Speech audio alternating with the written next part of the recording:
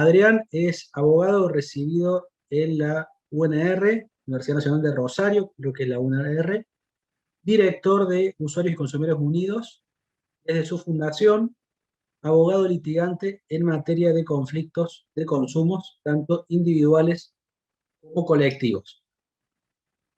Lo que me gustaría destacar, porque el currículum no siempre, de hecho en la mayoría de los casos, no pueden trasladar la idea de quién es la persona en sí, es que hoy si se hiciera una serie de Netflix del derecho del consumidor en Argentina, para decirlo de algún modo, seguramente tanto Carlos como Adrián serían personajes o protagonistas de esta serie, porque son dos personas que han desarrollado, infundido y inspirado que muchos colegas litiguen en este fuero, aprendan y se interesen por este tema.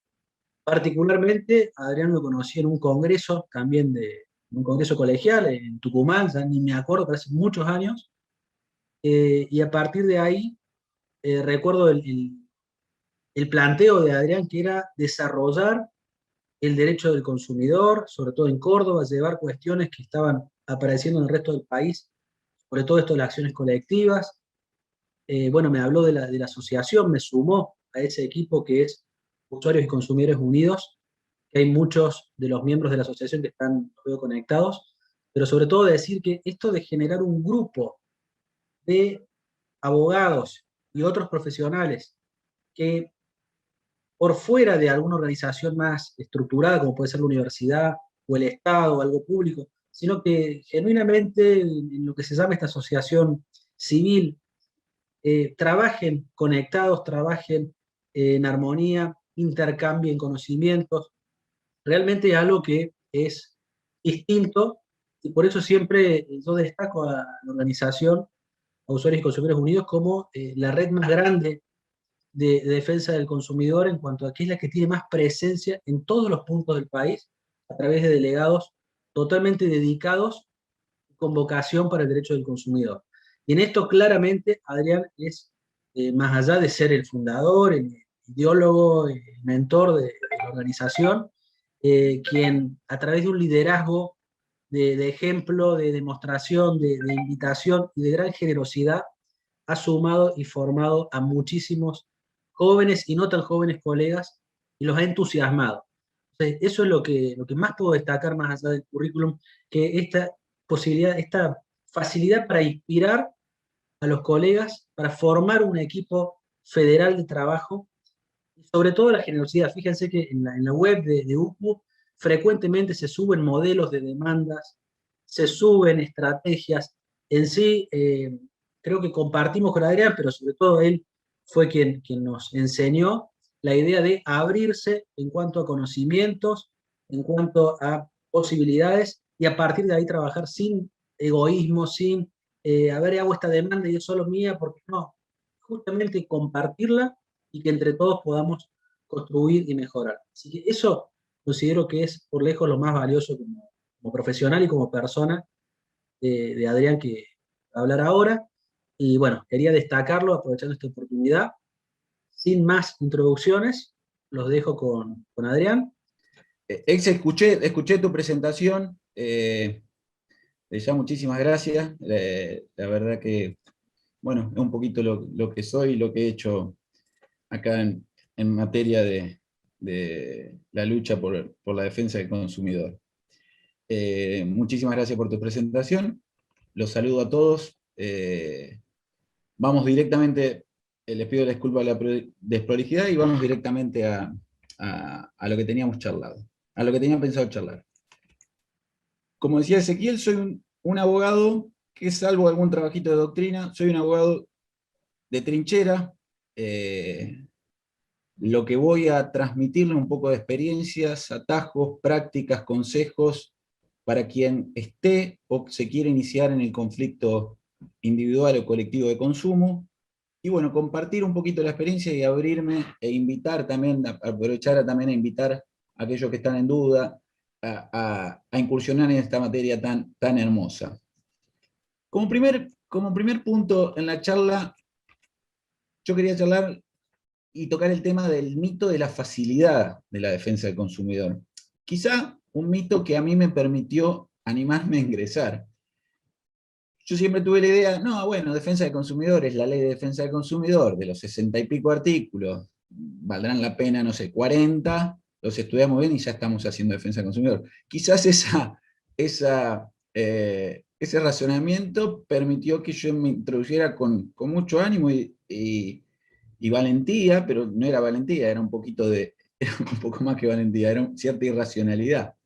Con el tiempo me di cuenta, claro, había una ley de defensa del consumidor que, bueno, hay que manejarla, obviamente, pero después, al poco tiempo, noté que cada contrato, cada relación de consumo, tiene su marco normativo específico. Entonces ya es otra cuestión. No estamos hablando de saber la ley de defensa del consumidor. El que se meta a litigar en defensa del consumidor tiene que saber que atrás de cada contrato hay un código civil, leyes especiales. Imagínense, empiezo a mencionar, por ejemplo, planes de ahorro. Planes de ahorro tienen unas regulaciones muy específicas, resoluciones de IGJ, doctrina, jurisprudencia, ya que tenés para entretenerte un rato largo, una buena parte de nuestra vida profesional. No sé, todo lo que es turismo, viajes, transporte aéreo, toda una regulación especial. Y en donde vayamos analizando servicios públicos que viene impactado por todas las leyes, ya sea provinciales, de servicios públicos, las nacionales, si el infinito es. Entonces, primero derribar ese mito. O sea, el que se quiera meter aquí, quizás un consejo práctico sería empezar a abordar, quizás puede ser un buen consejo práctico empezar a abordar un contrato y tratar de ir agotándolo, porque puede ser que uno diga, no, yo me voy a empezar a atender defensa del consumidor, y se la pase estudiando. Quizás puede ser una buena vía para empezar con esta disciplina, es ir a agarrar, qué sé yo, un contrato de planes de ahorro. Y bueno, voy a toda la conflictividad, o los contratos bancarios. Bueno, toda la conflictividad que puede haber en los contratos bancarios, tratar de abordarlos. No es fácil, hay que requerir estudio, y bueno, y por eso también este consejo de siempre acompañarse con otros profesionales que estén en este tema. Me parece que eso es un tema clave, que lo hemos hecho desde UPUS, desde el día cero, porque quizás yo tenía otra idea, pero quizás era una idea más de trabajar en red para saber qué estaba pasando en distintos puntos del país, pero también terminó sirviendo el estar unidos a otros profesionales que se dedican a la defensa del consumidor para ayudarnos en esto. Che, esto es un tema nuevo, me vino ahora un tema de tiempo compartido, ¿cómo es esto? Y bueno, por ahí tenés un profesional que ya avanzó. Si no, es muy, muy complejo tratar de abordar todos los temas con la precisión que requiere la cuestión. Segundo consejo: cada vez que llega un tema, se siente un cliente en tu estudio y plantea un caso individual, nunca hay que dejar de ver el conflicto que trae el cliente, nunca hay que dejar de ver el conflicto desde la parte masiva que puede tener el consumidor. O sea, uno tiene el ojo entrenado, mientras está viendo el conflicto individual, la pregunta obligada que un buen abogado que se dedica a defensa del consumidor se debe hacer, cosa que no sucede en otras disciplinas del derecho, esto es particular, es: este problema que me plantea esta persona, ¿será extensible a un resto de consumidores que no han aparecido en estudio? Y esa pregunta se puede responder muchas veces fácilmente. Es decir, hasta se puede presumir esa masividad. Esto es algo que se le ha escapado al comercio, a la empresa. ¿Puede ser aislado o puede haber una conducta abusiva, repetitiva, sistemática atrás? Es decir, me parece que esa pregunta es obligatoria y hay que ir entrenando el ojo, que después se va a dar naturalmente. Yo, mientras estoy atendiendo a alguien en el estudio, o cuando hacemos asesoramiento gratuito en la ONG, a la persona que viene a buscar asesoramiento, hay una parte de mi cerebro que está haciéndose esa pregunta casi automática. Y esa creo que es una forma de abordar el conflicto individual de consumo obligada para el abogado, porque si no termina de entender que esto puede estar afectando a un sinnúmero de personas o un colectivo, no terminás de abordar el conflicto en su realidad. Si te quedas que, el otro día un tema con una empresa, le cobraron mal al consumidor y ya por Twitter le hago la consulta. Me anoto por Twitter y le digo, che, le cobraron mal, le tenían que cobrar 1.000 pesos y le cobraron 10.000. Sí, no, ya estamos procesando ahora que el departamento autorice, ya va a tener el dinero. Ok, pregunto, ¿y los intereses se los van a reconocer a la persona? Ah, no, intereses no pagamos. Salta la alarma de mi parte automática. Digo, pará, me acaban de contestar que intereses no en el Twitter oficial de la empresa, ya es un reconocimiento, se hace captura de pantalla, y ahí puedo uno iniciar una acción colectiva, ya sea con el impulso de una asociación civil o también animándose a iniciar una legitimación individual, que vamos a verlo después más adelante. Pero fíjense, por Twitter, una simple consulta, y preguntando por los intereses. Entonces, ¿qué cabe presumir? No voy a ir a pelear, obviamente vamos a ir a pelear por los intereses que le corresponde a esa señora cuando le reintegren.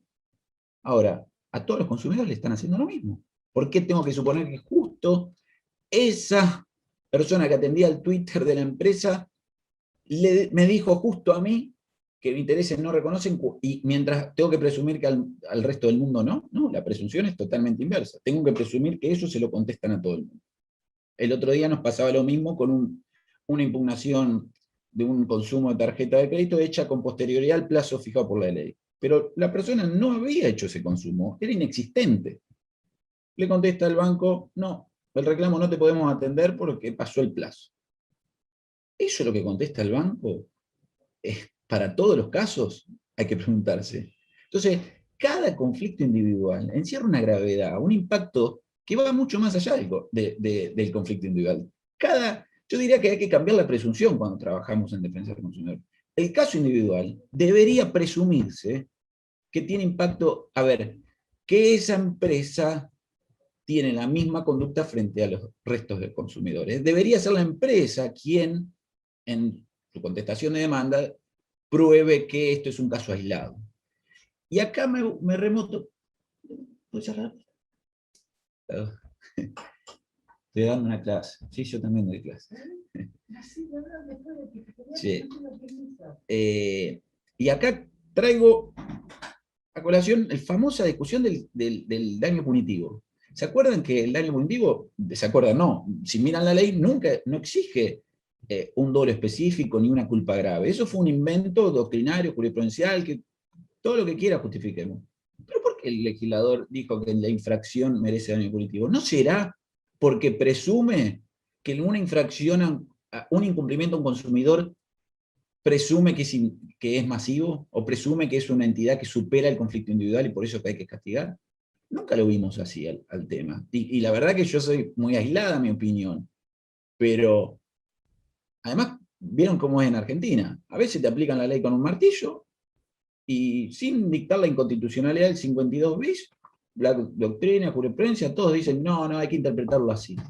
La verdad, cuando yo estoy acostumbrado a que me dicen la ley es así, así. Ahora, cuando la ley te da una buena para el consumidor que defendemos, no, hay que interpretarlo. Para mí tiene sus razones de ser y no hace falta una culpa especial. Pero para mí tiene que ver con esto, que cada incumplimiento frente a un consumidor, el legislador estaba presumiendo que había algo mucho más grave. De hecho, también el orden público. Y me parece que en el trasfondo esto tiene que ver con esta mirada. Así que los invito a mirar siempre con ese ojo de el tema masivo. El otro día, por ejemplo, me toca hacer una apelación con un caso muy... ¿Viste cuando te contestan algo prácticamente para chicanearte? Era muy clarito que estaba todo para el consumidor. Entonces, cuando apelo, fue tan buena la chicana que el juez le da la razón a la empresa, ¿no? Y cuando apelo e indico todos los agravios, digo, señores, esto es gravísimo, porque fíjense que gracias a esta posición procesal abusiva, porque el abuso puede continuar en un proceso, la conducta de la empresa defendiendo un proceso, también para mí forma parte a ver, tiene que comportarse de buena fe en el proceso. Esta conducta, yo tengo que presumir, porque el abogado, y hay una dirección legal que es única para todo el país de esta empresa, hace lo mismo y trata de confundir al juez de la causa en los demás casos. Fíjense la gravedad, o sea, tomar hasta, es decir, ¿por qué voy a presumir que justo vino, hablando mal y pronto, a chicanear el abogado de la empresa en este caso? Y esto no podemos presumir que esto es una conducta repetitiva en cada demanda que recibe. Era una demanda de un plan de ahorro común y corriente. La persona había hecho todo lo que le pedía la empresa y pues se le había fallecido el ahorrista, acompañó partida declaratoria de heredero, cumplió con todo, mandó carta de documento y dijo, acá cumplí con todo, la empresa nunca contestó, mediación, nunca hubo arreglo, ni fueron, demanda, y la empresa decía, no, nunca me presentó la nota de pedido. Nunca me presentó la nota de pedido.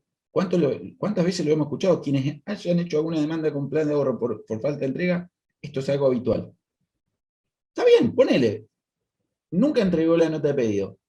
En la demanda, en la contestación, podrías haber dicho, esta es la nota de pedido, por favor, señora, fírmela y le vamos a procesar el pedido. No, dijeron, no acompañó la nota de pedido y la demanda debe ser rechazada.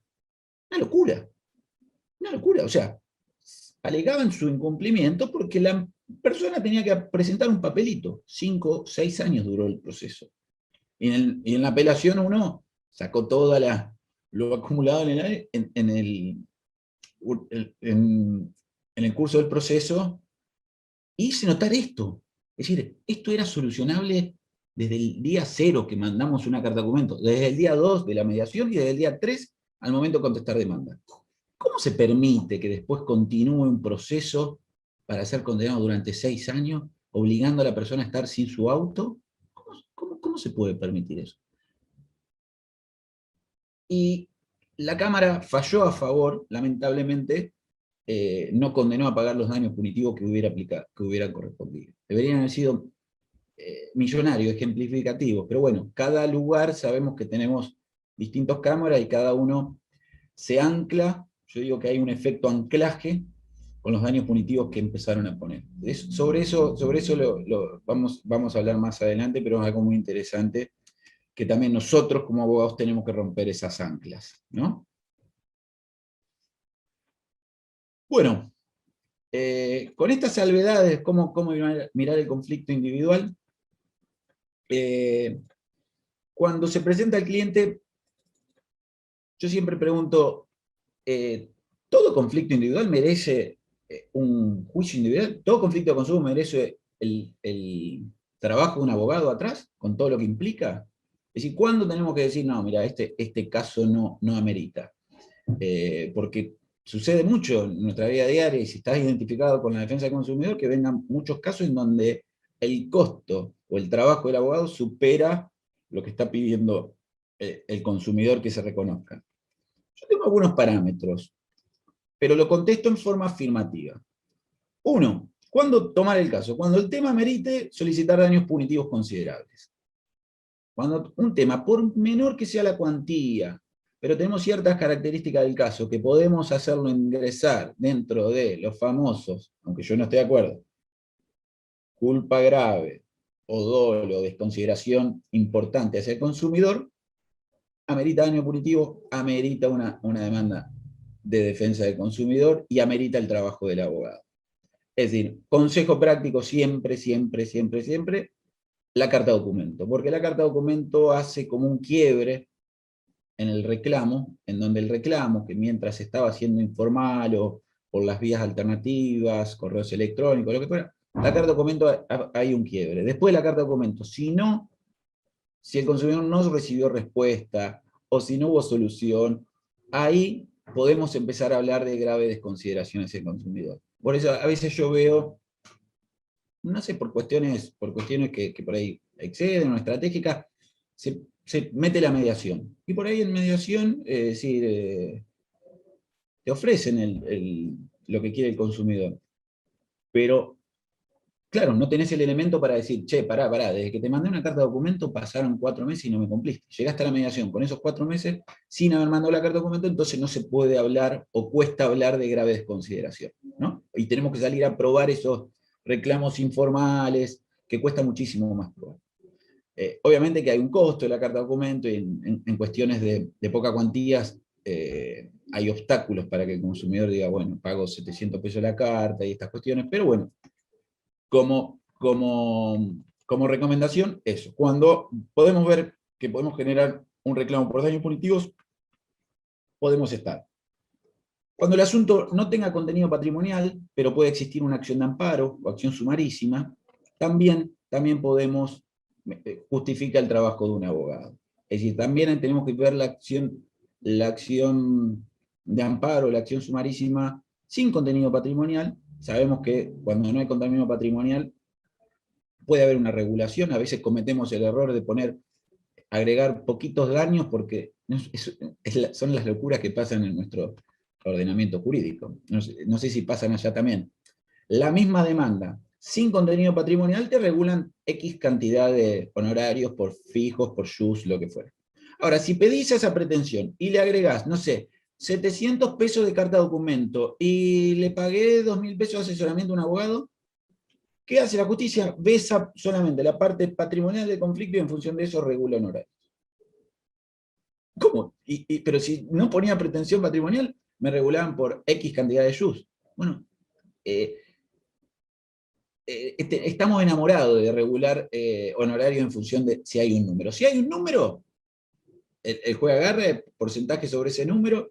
Entonces, a veces, consejo, a veces no es negocio para el abogado reclamar daños pequeños. Entonces, se plantea, pero fíjense lo que llegamos a esto. Estoy hablando de cuándo justifica una acción individual. Y después, consejo, aún en esos casos de escaso monto, o aún en esos casos en donde no generan daño punitivo, o podríamos ver que podría ser una regulación dineraria que no justifica el trabajo, puede haber un asunto colectivo detrás de ese caso individual que parecía un caso menor. Por ejemplo, el caso en donde yo estoy reclamando, che, ¿vos tenés que pagar o no los intereses cuando me cobraste mal una boleta? Imagínate, un loco pareciera, te van a tratar como un loco en tribunales, planteando la demanda individual y buscando sus intereses. Si, primero, vas a obtener la posición jurídica de la demandada de la empresa, posición jurídica va a ser idéntica, o los fundamentos jurídicos van a ser idénticos de lo que se podría presentar en una acción colectiva. O sea, vos, con tu trabajo, y ya pensando en una posible acción colectiva, estás obligando a mostrar las cartas a la empresa y a justificarse. Si en ese conflicto individual la empresa pierde su planteo y llega a la Cámara y se confirma, vendría una asociación de defensa del consumidor o te animás a hacerla en forma individual. El problema del individual es que tenés que ir con el afectado y el afectado muchas veces es complicado conseguir un afectado que ponga una firma en una acción colectiva. Es un tema que lo podemos tratar más adelante. Pero es un casito que por ahí iba a rebotar en 28.000 estudios, pero vos, porque estás viendo el caso con el efecto colectivo, lo tomás y lo llevás hasta el final. Y se está discutiendo muchísimo más que esos intereses. Estamos discutiendo una conducta abusiva de la empresa a nivel nacional, que puede ser una empresa que opera a nivel nacional, va de suyo, ¿no? Así que ese es otro caso que tenemos que poner como abogados mucha atención. El caso que no tiene daño punitivo, que no tiene contenido patrimonial, que nos van a regular nada, pero en el final del camino existe la posibilidad de tener una acción colectiva prácticamente definida desde lo jurídico. Después habrá que canalizar y hacer entrar todos los requisitos para que se dé para que habiliten la acción colectiva. Bien. Otra de las cuestiones que cuando yo hablo de la carta de documento, una algo que yo aconsejo mucho a los abogados que cumplen su voluntariado en nuestra asociación, es que en la carta documento, esto no me lo enseñaron en la facultad, en la carta documento se tienen que estipular las mismas pretensiones que yo voy a poner en la demanda. Vieron que a veces una carta documento parecía como que se cuenta un poquito. No es por ahí. Vos cuando escribís una carta documento, ya estás definiendo las mismas pretensiones que vas a hacer en la demanda.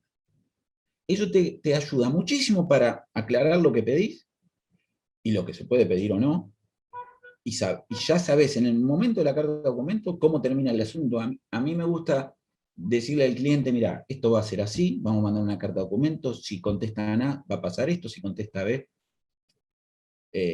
Sí, pueden enviar preguntas en el chat, sí. Si contesta B, vamos a hacer allá, y esto. Y eso es un consejo práctico que quizá por ahí les pido disculpas a los que lo hacen, pero no estamos por ahí acostumbrados a trabajar en términos de pretensiones. A mí en la facultad, hace más de 20 años, cada vez más lejos estoy, decían que la demanda tenía que ser, bueno, ¿de qué trata la demanda? Incumplimiento de contrato y daños y perjuicios. Le poníamos así, contra la empresa tal, por las razones de derecho que pasaré a poner. No.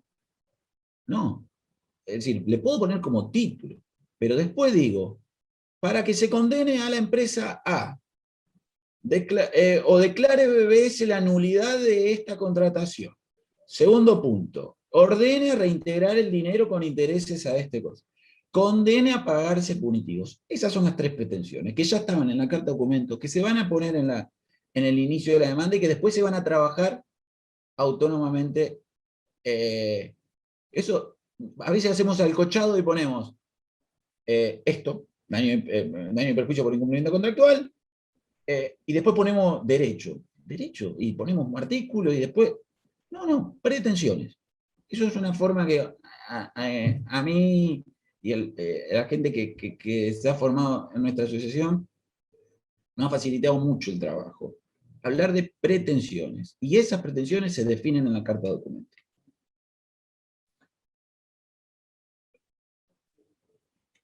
Una cosita más, muchas veces uno porque agarra el 40 de la Ley de Defensa del Consumidor y habla de solidaridad, quiere demandar a todo el mundo. Y a veces no conviene demandar a todo el mundo. Conviene demandar a todo el mundo, que significa que nosotros vamos a litigar contra 3 profesionales. ¿Por qué? Garantías. Siempre dice la Ley de Defensa del Consumidor que podés demandar al vendedor, al que puso la marca, al fabricante, al importador. Y a veces actuamos casi inconscientemente y ponemos a todo el mundo. Y lo único que ganaste es tener tres contestaciones de demanda. 3 traslados, infinidad No. ¿Quién es el último que tiene que cumplir con la garantía? El fabricante, el importador. Muchas veces yo eludo al comerciante, y más si es un comerciante local, ni me molesto. Es decir, porque en definitiva el que va a decidir quién es el que se arregla o no el producto, se cambia uno nuevo, es el fabricante. Los del medio, si bien son responsables frente al consumidor, no son los que toman las decisiones. Y a veces y otra experiencia, a veces el comerciante local es el que mejor litiga, porque tiene el abogado de toda la vida y lo defienden con un diente, y el abogado de la empresa, que es multinacional, que es el abogado de la fábrica, el que peor se defiende por la cantidad de trabajo que tiene. Así que, en ese sentido, también mucho cuidado a quién demandar. Yo hablo también de cómo estructurar una demanda en defensa del consumidor. Le decía del inicio, y hay algo que tampoco nos enseñaron en la facultad. No sé, por ahí los más jóvenes que están escuchando, sí, pido disculpas del caso. Y esto es algo que aplica a cualquier rama del derecho. Y hay mucha info dando vuelta y los invito a que repensemos cómo hacemos nuestras demandas. Y se está hablando de la necesidad de contar historias. El storytelling, no sé si lo han escuchado por algún lado. El storytelling, ¿no? Y yo llegué al revés. Me di cuenta, con el desarrollo profesional, que nosotros usamos muchos tecnicismos, pero somos malos contadores de historias, malos redactores. Es decir, ese tecnicismo nos traba el relato, se hace relato trabado, feo de leer, ya la persona que te lee, que es el juez, que nosotros tenemos que enamorar al juez, no les gusta leer eso. El juez le tenemos que contar una historia de la víctima, que a la vez va a ser el héroe de nuestro juicio, los obstáculos, le tenemos que explicar un poco la historia de esa víctima, del héroe, ¿no? Su historia, si es una persona grande, si tiene dificultades, si tiene una persona con familia, cómo es su vida diaria y cómo el obstáculo, cómo el inconveniente, el monstruo, el diablo, el malo de la película, vino a poner obstáculos a determinada. 5 minutos, me quedé cortísimo.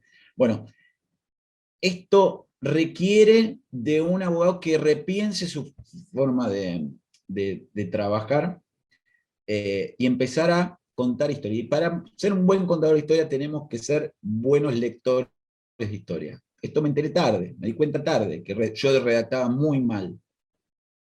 Pero redactaba muy mal, pero al lado de los profesionales eran uno más. Pero cuando empecé a leer a la gente que escribe bien, novelas, cuentos o lo que fuera, y te van atrapando, no vamos a terminar siendo esos escritores, pero empezar a imitar a esa gente.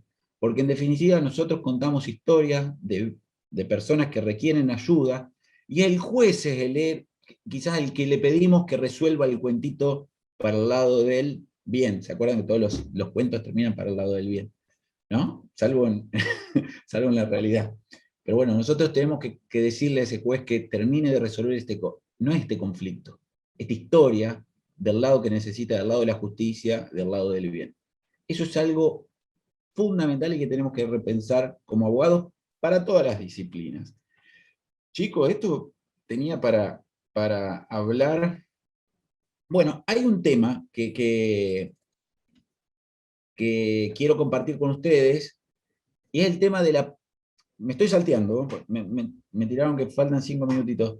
Tema de la práctica abusiva y su práctica. ¿Se acuerdan que yo le dije al principio hay que ver el conflicto de consumo como algo masivo? Sí, bárbaro. ¿Y la presunción es correcta? Sí, hay que presumirlo y hay que decirle al juez, esto usted lo tiene que presumir como que se repite siempre, señor juez. Pero una cosa es presumir y otra cosa es probarlo. Entonces, si tenemos posibilidades de probar esas repeticiones en concreto, muchísimo mejor. Eso nos va a mejorar la posibilidad de un daño punitivo más importante. Es decir, la repetición de, de una práctica abusiva, si la podemos probar y no solamente presumir, obviamente son elementos que deben ser muy importantes a la hora de que un juez decida la imposición de un importante daño punitivo. Entonces, ¿cómo hacerlo?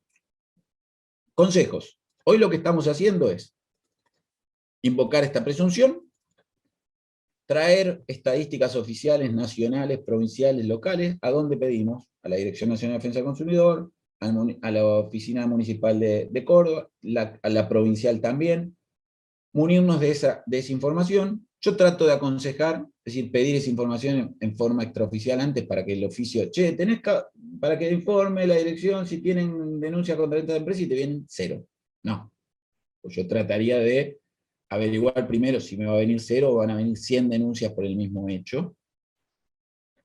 Creo que hay un tema para trabajar en la estadística de los juzgados, no sé si acá hay jueces, pero me parece que tenemos que trabajar desde los colegios profesionales para que se lleven estadística de los fallos que van sacando la justicia. No puede ser que si el juez del juzgado 18 de Córdoba sacó una sentencia, la sepa solamente su juzgado y el juzgado vecino no sabe nada. A ver, si fueran un conflictos individuales entre vecinos, ¿qué importa? A lo sumo tendrá valor como jurisprudencia.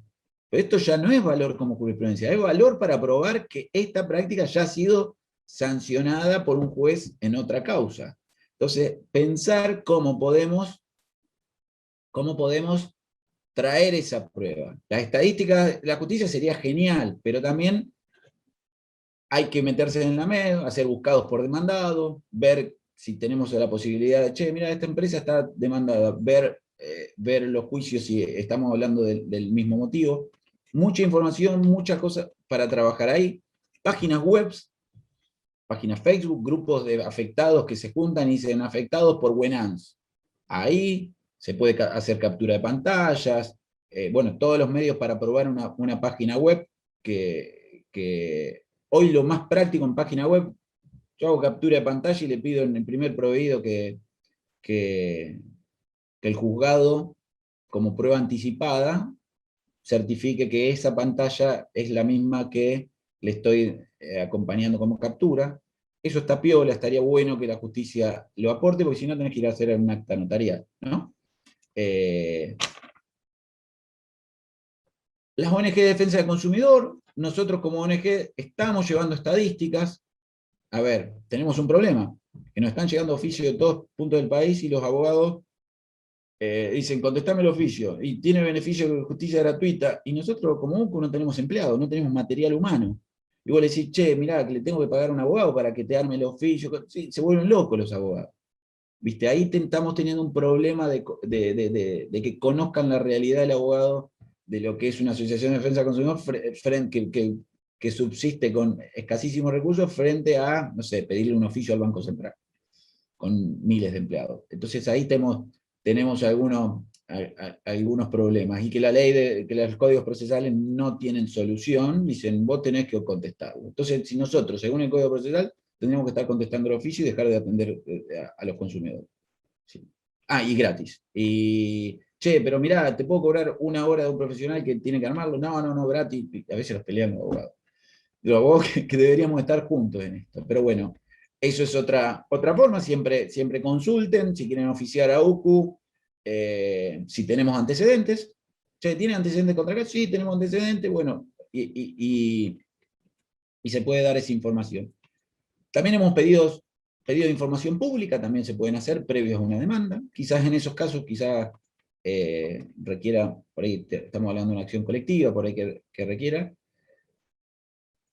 Y bueno, y después la base de jurisprudencia, una jurisprudencia que tenemos que trabajar en cada jurisdicción, tener una base de jurisprudencia muy, muy actualizada, mucha interconexión entre abogados, para eso los espacios de los colegios, como digo, los grupos de estudio, los institutos, y mucha información. Ya no alcanza que esa información esté dentro del instituto, hay que abrir la información. Es decir, porque el abogado que no está en el Instituto de Defensa del Consumidor, ¿cómo accede a esa jurisprudencia? O sea, hay que verlo al conflicto de consumo que, como decía Ezequiel, de abrir el conocimiento, porque de hecho UCU, cuando se armó la red de defensa del consumidor y tratar de tener delegaciones en distintos puntos del país, era eso, no depender de las oficinas públicas para que te den información de lo que estaba pasando en la calle, y tener información propia. Por ejemplo, hoy con las estafas electrónicas tenemos más de 200 denuncias que llegaron a UCU. Estafas electrónicas en materia bancaria, que le sacan el phishing, le sacan las claves a la gente por engaño, ingeniería social, y le terminan vaciando las cuentas y pidiendo préstamos. Esa es información que ya la tenemos nosotros, que si no teníamos que salir a buscarla a las oficinas públicas, y sabemos que muchas veces pueden ser renuentes o tardar mucho o darte información incompleta.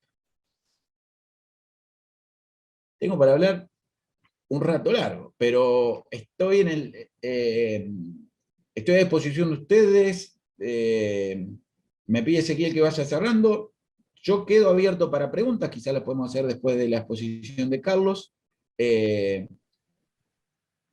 Por eso siempre digo, para cerrar, tenemos que combinar tratar de hacer el proceso de consumo lo más sencillo posible, sabiendo de su conflictividad, y ayudarnos entre todos. El papel del abogado en la lucha por la defensa del consumidor debe ser fundamental. Sabemos que las oficinas públicas dependen muchas veces del funcionario de turno, de su estructura, de su grupo humano, pero nosotros, los abogados del país, bueno, los abogados del fuero de Córdoba, tenemos mucho para aportar a la defensa del consumidor. Los invito a disposición de todos ustedes